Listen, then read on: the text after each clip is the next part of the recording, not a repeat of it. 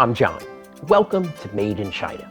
This video, we're going to look a little bit deeper into the three major styles of Chinese baijiu.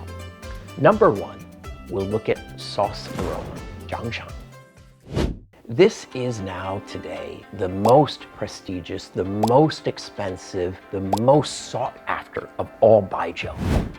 The best sauce aroma comes from a little village called Maotai in Baijiu. And it's mostly made of sorghum. The water comes from the river nearby. The production is done on hillsides, little mountains surrounding the town and in the town of Maotai. And one of the most difficult and time-consuming of all baijius to make. The ingredients, whether I just mentioned the grains, the sorghum, whether it's the water, very exacting. Also, for the fermentations, it can be up to 1 year in time with 8 different fermentations. Wow, you don't see that a lot in the spirits world.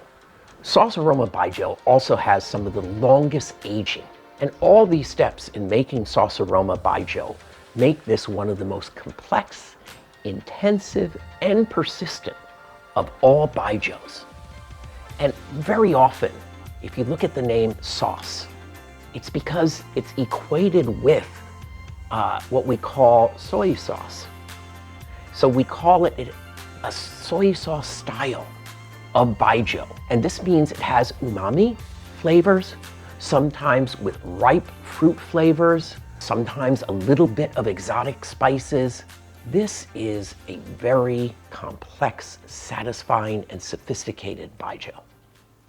Another very important style of baijiu, and very popular style of baijiu, is strong aroma, nongshan. Personally, I think this is one of the most underrated styles of baijiu. The most famous production places are in Sichuan, but it's made in other areas of China too. And a well-made strong aroma baijiu can be every bit as intense, complex, and persistent as the sauce aroma baijius. And usually at a better price point. Strong aroma baijiu tend to be quite robust, full on the palate. And it's a good baijiu to pick if you want to show off your knowledge.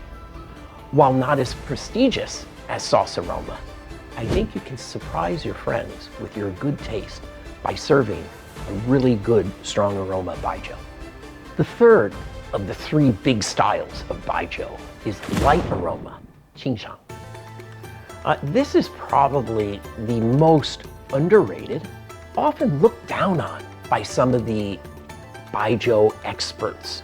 Fenyang is a famous production center. There are production centers in and around Beijing and other parts of the Northeast. And because it's easier, faster, and less expensive to make than the sauce and the strong aroma baijius, it's often dismissed as inferior.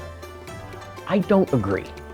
While certainly not as prestigious, not as complex, and not as persistent as top sauce aroma and also strong aroma baijiu, good examples of light aroma baijiu are quite high quality, delicious, aromatic, often with floral sensations, smooth, and even more approachable than many of the strong and the sauce aroma baijius. So I do believe that light aroma baijius do have their place in the market. I think younger people will find them more friendly than some of the more serious, strong, and sauce aroma. I also see, with my experience, that international drinkers can accommodate, appreciate, and understand light aroma baijiu more than the sauce aroma and the strong aroma.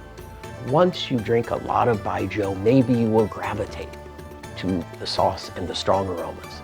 But as an introduction to baijiu, for people who haven't been drinking baijiu for decades like myself, light aroma baijiu are a great option.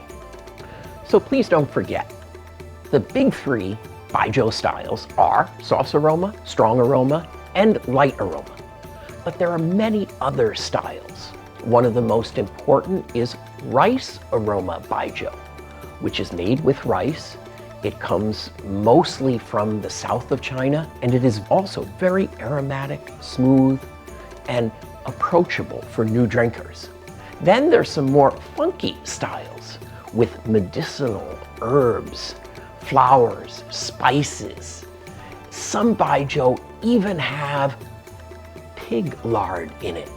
So when you enter the world of baijiu, in addition to understanding the big three, there's a multitude of other experiences that you might just fall in love with.